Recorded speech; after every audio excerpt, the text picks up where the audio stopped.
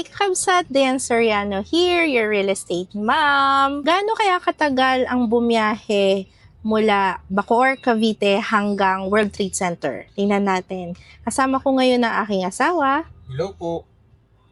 Yan, yung aking anak. Pupunta kami sa World Trade Center dahil meron ngayong Food and Beverage Expo. So, tingnan natin kung gaano katagal. Time check is... Para makita nyo, is 3:57. Almost 4 o'clock na.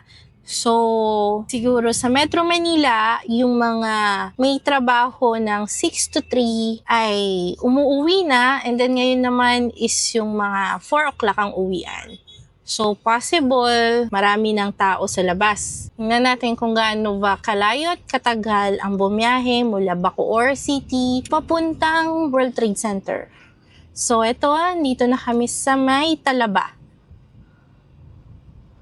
Pero banayad pa naman ang traffic.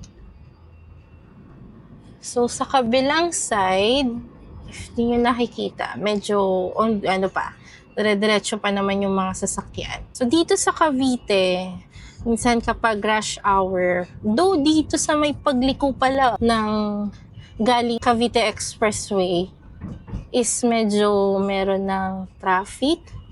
Ayan, kung nakikita nyo. Dahil meron pong ginagawang daanan.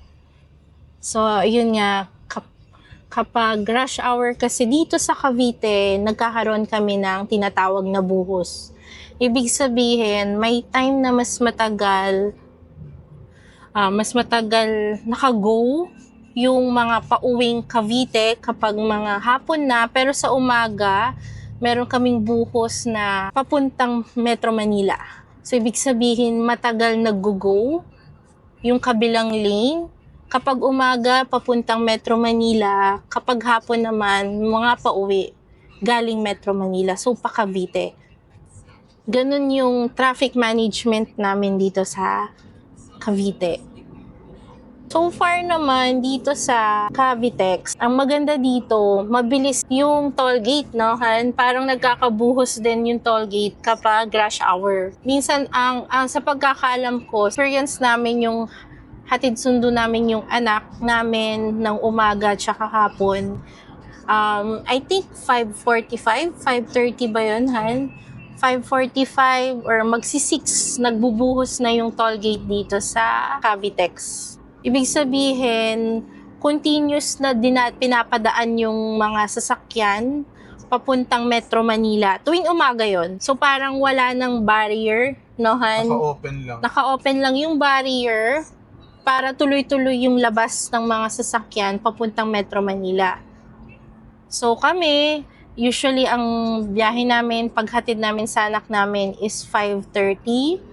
Nakakarating tayo ng mga 6:10 sa Pasay dahil doon namin hinahatid yung aming anak. Pag naman pala, pag sa hapon naman, mga rush hour naman, yung buhos naman ng toll gate, hindi lang namin na-experience kasi medyo maaga pa namin nasusundo yung anak namin, mga bandang 2:00 namin kasi sinusundo, so wala pang buhos nun. Pero, di ko lang alam yung exact time, pero meron din pagdating sa hapon, nagkakabuhos din yung toll gate natin dito sa Cavitex. So, eto na yung status natin, 4:01 dito sa toll gate ng Cavitex. So, ang advice namin sa inyo, alam nyong mababa na yung load nyo sa Easy Trip, mag-online na lang kayo. Kaysa magtagal kayo sa cash dahil hahaba din talaga yan, hahaba ang pila. So, sayang din. Though sabihin mong nakatipid ka na kapag tuwing pumupunta ka lang ng Metro Manila, doon ka lang magbabayad ng cash. Pero yung time mo at saka yung gas mo naman is magastos. Kasi matagal yun, no, Han? Malapit na pong matapos yung way papuntang Taguig. Ayan po, makikita nyo po sa may bandang kanan. And then, yan o, C5 Cavitex Link Project. Sukat Road to Cavitex. Ayun, experience din namin dito sa umaga after ng toll gate sa may Coastal Mall. na intersection, pag nag-go naman dun ng umaga, matagal din naman. Kasi nga, iniiwasan din nila yung traffic dun sa may intersection. Ang di lang natin maiwasan, siguro ginagawan pa nila ng paraan is yung sa NAIA X. Though mga 5 bago mag 6, hindi pa naman traffic doon. Pero minsan nagbi-build up dun sa may bandang paakyat ng NAIA X, no Han? Doon. So, siguro yung mga papuntang Makati or yung dediretso ng Skyway, Sukat, gano'n, medyo kailangan lang nating aga-agahan. So, ito yung sa LRT. Yan. So, yung mga nagko-commute naman dito, bali liliko sila dito, papuntang PITX. And then, good news, malapit na bago po siguro mag-2025. Operating na po ang ating LRT extension dito sa may PITX. Hindi po ako nagkakamali, yan yung New World. Yun yata. Balikan ko kayo kung anong pangalan ng station. So, ito ang PITX. Dyan po.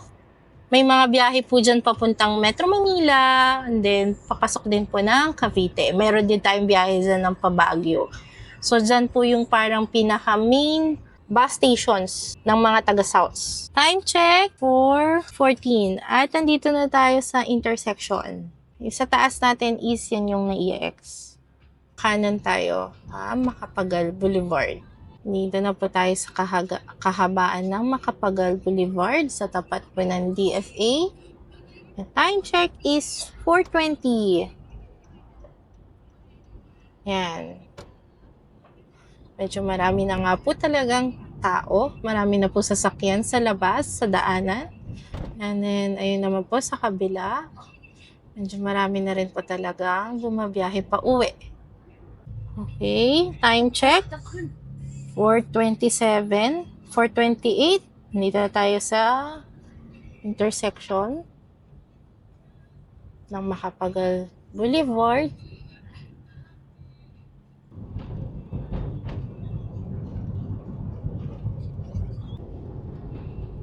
So, yan. Andito na tayo. So, hanap na lang tayo ng parking. So, nakarating tayo ng World Trade ng 4:31. So, ayun nga guys, mga 4:32 tayo nakarating dito sa World Trade Center. Ayan. Pakita ko sa inyo. Yan yung MAFBEX. Ayan. Tingnan natin kung may makukuha tayong parking. So, ayun nga mga kakabsat, dito na nagtatapos ang ating tour from Bacoor papunta dito sa World Trade Center. Bale, mga 4:32 tayo nakarating dito. And ayun, abangan nyo na lang ang aming next video. Thank you! Bye-bye!